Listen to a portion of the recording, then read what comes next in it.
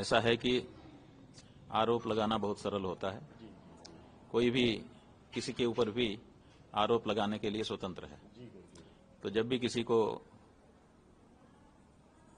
बदमाशी सूझती है तो वो किसी पे आरोप लगा देता है, लेकिन आरोप लगाने के बाद आरोप टिकना चाहिए, वो सिद्ध होना चाहिए। तो अगर वो आरोप सच होगा तभी सिद्ध होगा, अगर वो आरोप झूठा है तो वो टिकेगा ही नहीं।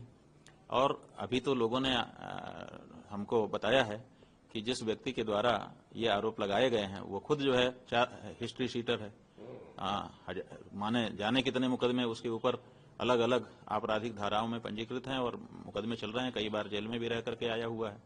तो ऐसा व्यक्ति जो इसी चीज के लिए जाना जाता है, अपराध करने के लिए ही जाना जाता है, वो हमारे ऊपर आकर के आरोप लगा देता है और वो रामभद्राचार्य जी का शिष्य निरूपित होता है।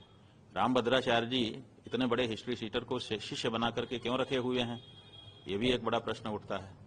तो जो आरोप लगाने वाले का चरित्र है वो अब सार्वजनिक हो चुका है, बहुत सारे लोग उस पर प्रमाण भेज रहे हैं और मामला न्यायालय में है, वहां पर उनको भी प्रमाण रखना ही पड़ेगा। और हम लोगों ने जो उनकी ये अर्जी आई थी वो झूठी है, इस बारे में प्रमाण पहले से ही न्यायालय में धारा 22 के तहत दे ही दिया है। इसलिए इसमें कोई ऐसी बात नहीं है। जो भी व्यक्ति धर्म कार्य करने के लिए आगे आता है उसके ऊपर ये सब होता ही है। जब किसी पेड़ में फल लगता है ना तो कुछ ऐसे होते हैं बच्चे, वो आकर के पत्थर मारने लगते हैं। तो उनके पत्थर मारने से जो वृक्ष है वो अपना स्वभाव थोड़े छोड़ देता है। इसलिए हम लोगों के द्वारा जो गौ माता की रक्षा की आवाज उठाई गई है वो बिल्कुल उठाई जाती रहेगी।